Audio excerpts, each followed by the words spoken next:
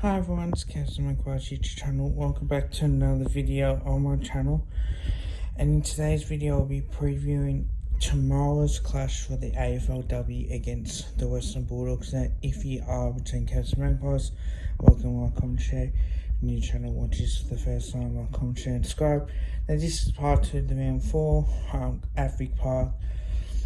Now, while we have got a few things interesting here.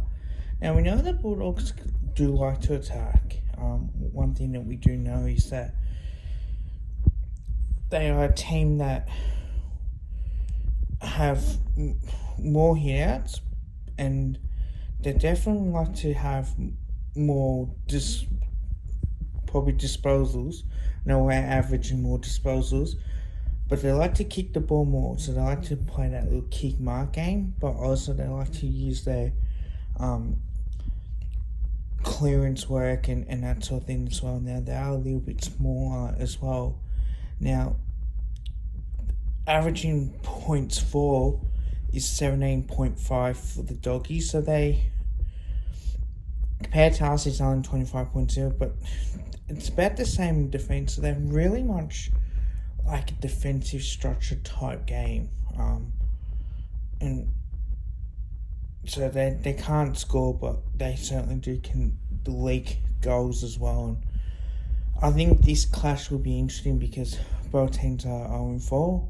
Both teams are definitely the list profile. The average age is 24, and for them it's 23. But having said that too, like, they want to try and put the pressure on. They want to try and attack a little bit more, and I think one thing that does hurt them a little bit is the game plan as well, and trying to score as much as they possibly can. But I am a little bit confident that we'll get the job done. Clearly that's the way I see it. Considering that where they were terrible against Brisbane Lions. They conceded 81 to 34. Now, clearly they're a bit more of a kicking side than a handballing team. So, and also their disposal efficiency is a lot down. So, while they try to kick the ball more and try and have that kick mark game, they do struggle. They do handball, but they're not as handball as much compared to Brisbane, who they like to run it through hands as well. The efficiency inside 50 is poor, but also the fact is that they like to get the clearances, and the centre clearances was the same, the stoppage clearances were the same. That was pretty much even. But where we can get them is the contested possessions and the uncontested possessions. If we can beat them in that, and they had some more hitouts, and if we can do that, it certainly does go a long way for us to really win the game. Now,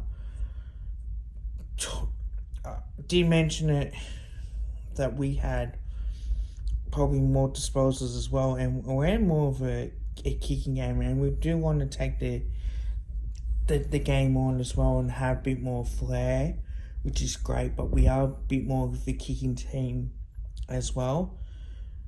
One thing that we do have the centre clearances. If we have less, if we have roughly about the same, then we need to have more hitouts. And because we've had more hitouts against the Eagles, we've had 37 clearances. So if we can have about the same and more stoppage clearances as well, it definitely goes a long way for us to win the game. And having 105 to 63 as well, which is something that we can definitely work on as well, with the contested possessions as well. So it should be an interesting game. Now, my top 5 for this week, or number 1, is taking our chances in front of goal. And I think this is more of a chance of owning that moment. If we, instead of trying to go for that short pass, go back, try and have a shot.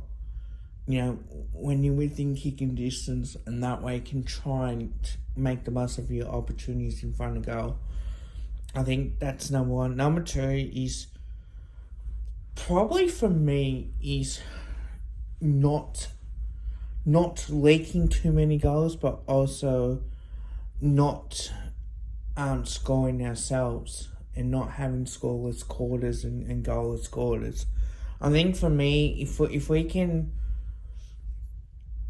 not leak as much, but keep the Bulldogs to under about 30 and we have 45, 50, I think it does go a long way for us to win the game. Now, we obviously, we don't want to concede 2, 3, 4 goals in a row in each the second and third quarter, but that's something that we need to try and work on a little bit more. Obviously, that we got to at least kick a goal in each of the quarters and make the most of our opportunities. Like I said, for number one, is that for us to put the scores on the board, we really need to kick a goal or two just to steady the ship. We can't afford to allow goals at the back. We can't afford easy marks inside 50 to the Dogs as well. Number 3 is playing well for long enough. Again, that's the issue that we've had, where we got off to a good start in the first quarter.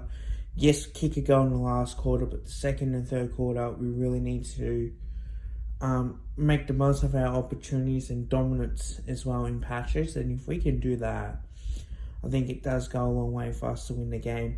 Number 4, I think it's clearly evident for me, is our defence. Now, our defence is under a lot of pressure, and we really need to make sure that we put a lot of scores on the board as well. So if we can do that, it certainly does go a long way to win. And number 5 is our midfield. We really need to dominate the Western Bulldogs midfield. Yes, they're not in a great position at the moment. And look, they are they're not the worst team in they are the worst team, because it's 17th versus 18th, but we are scoring a little bit more. So I think for me, it's that we really need to get off to a really good start and get a win on the board as well, having to play the 2 games as well. So it should be an interesting contest as well. So I'm very looking forward to what we are doing as well. And tips, my tips for part 2 of the round 4 preview, I think we'll win by 7 points. I think it will be tight, but I will not be surprised. Hope you guys liked the video. Don't forget to drop a like and drop a sub. Bye for now.